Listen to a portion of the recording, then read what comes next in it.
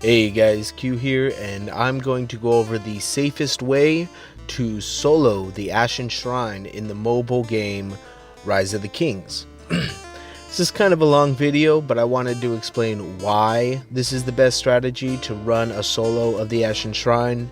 I will be creating a short version where I simply explain what to do but not why in the near future.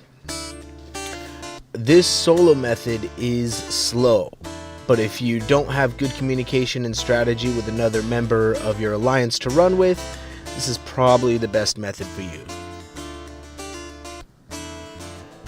Soloing a run in the Ashen Shrine can be time consuming, but it's the best way to make sure you are maximizing your rewards without having to rely on other people and their play strategies. More importantly, you get to do the run in your own time and your own speed. First thing to note is that you do need a second account in order to do this. If you are part of a larger alliance, you can simply ask someone to join you and then leave once you've entered. Simply put, having yourself and a farm castle or another alliance member enter the shrine, make sure that you have the skill that you want, and have the other person exit without claiming rewards. At this point, you are effectively running the shrine by yourself, and the other person will still have their chance to join returned to them.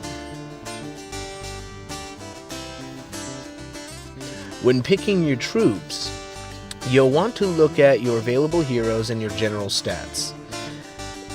Temporary stat increases like magic and items do not work. Essentially, only your lord skills, research, and heroes. I cannot confirm if gems work, but I equip them just in case. When choosing what to take in a solo run, choose your hero and troops based on attack, not HP, not defense, attack. The reason for this is when you are attacking monsters, if you can kill them in one hit, they do not get a chance to attack you back, and you will lose no troops. For this reason, I strongly suggest using 100% cavalry to maximize your attack. I also suggest using my hero duplication trick to stack your best cavalry attack hero. Now, to explain why this is the best troop layout for solo, I will simply point to the fact that during this run you see here, I was able to one-hit kill every monster through and including stage 5, and taking minimal attacks to kill the bosses. In addition, if you watched my monsters and bosses video, you'll know that there are no monsters resistant to cavalry. Although 3 of the bosses are resistant to cavalry, most of your potential losses are going to come from monsters. So cavalry is your best choice, unless you have some crazy high war machine stats making them have higher attack than cavalry. Cavalry is your best choice. Next thing you want to do, if possible, is re-roll your skill. You're going to want the Ranger class with the neutralization skill. Particularly on level 7 and 9, you want to plan your altars and not trigger any traps. Levels 7 and 9 are when things might get a little difficult, so saving your neutralization skill for the later levels will make your life a lot easier. If you do not know how to re-roll your skill, go watch my video on classes and skills, where I explain what each class does, when it's best used, and how to re-roll your class. But now to the meat of the strategy. On all odd levels where there are monsters, chests, altars, and traps, there are a couple rules you'll want to follow. First, explore the entire floor before killing any monsters or opening any chests. This will allow you to scout the altars and plan. For example, you could find the fortune altar that increases the resources you gained on the level by 50%. As explained in my altar video, this is not proactive, so it will not work on enemies killed or chests opened before triggering the altar.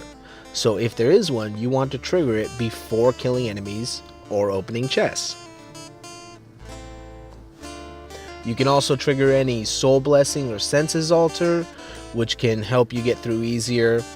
Also, you will know where any cleanse altars are, if any. The point of using Calvary is to take no losses for the first 2 to 3 monster levels, so if you got debuffed by a trap and it's causing you not to kill enemies in one hit, you can activate the cleanse monster and get back to your killing.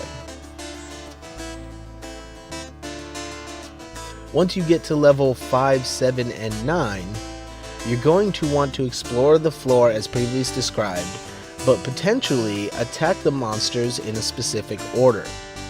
If you cannot kill a certain type of monster in one hit, usually a Blood Rider, Wyvern, or Dark Dragon, you're going to want to attack and kill the weaker monsters first to make efficient use of your full or near full dispatch.